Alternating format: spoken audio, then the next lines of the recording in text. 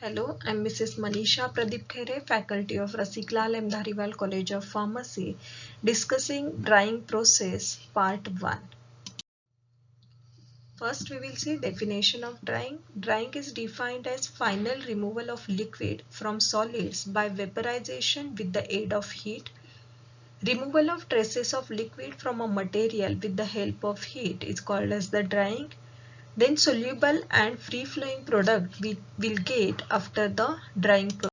We will see application of drying process. Drying is helpful in the size reduction of drug as presence of moisture in the crude drug does not allow it to get powdered easily.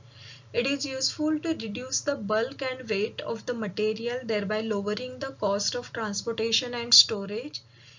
Drying, it is the unit process in the manufacturing of granules which can be dispensed in bulk or converted into tablets or capsule as a dosage form. Then processing of material, for example, the preparation of dried aluminum hydroxide, the spray drying of lactose, and in the preparation of solid extract.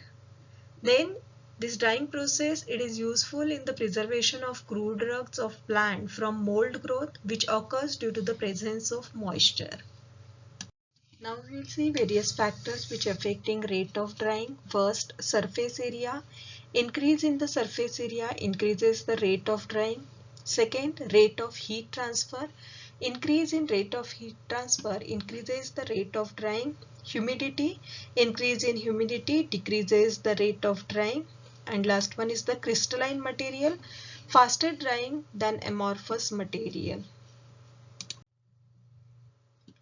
Then we will see difference between evaporation, distillation and drying process.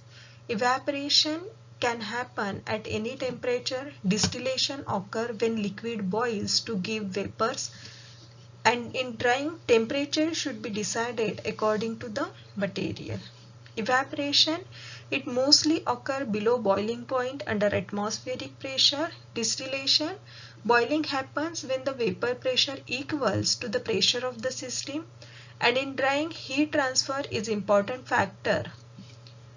Then in evaporation, liquid residue is required. In distillation, condensed vapors are required.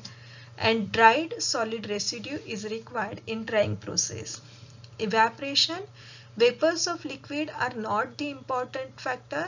Then vapors of the liquid are important in distillation and vapors are also important in the drying process.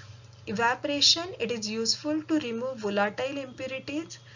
Then distillation, it is useful for separation of liquid mixtures and purification of liquid, and drying process, it is useful to remove moisture from the solid material.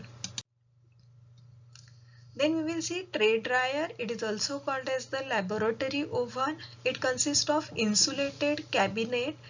For insulation, asbestos or glass fibers are used. It consists of the heating coil. It has fans and perforated shelves. This is the diagram of a tray dryer. The heat transfer, it takes place by convection method. It is also called as the cabinet, shelf or compartment dryer. Tray with a perforated or solid bottom is provided in this tray dryer. Fans are given to circulate air inside and to remove the humid air formed inside the tray dryer. Then constant temperature and uniform airflow are the important factors in this tray drying method. Heaters are present to heat the air. The major disadvantage of tray dryer is formulation of lumps and mottling may takes place. Then use of this tray dryer, it is used for drying of crude drugs, chemical powders, tablet, granules and various glass equipments. Then we will see uses of tray dryer. It is used for drying of crude drugs, chemical powders and granules, and it is used in tablet manufacturing process as the drying of granules is one of the most important step in the tablet manufacturing. Then we will see vacuum tray dryer. It is also called as the vacuum oven. Then heat transfer, again it takes place by the conduction mechanism. Then steam inlet and outlet is present in this vacuum tray dryer. It is attached to the vacuum pump. It is jacketed dryer in which steam is inserted with the pressure. Vacuum increases vaporization much below its normal boiling point, and this particular vacuum tray dryer, it is useful for the heat sensitive material. Product formed, it is light in weight, and in this vacuum tray dryer we can recover the costly organic solvent.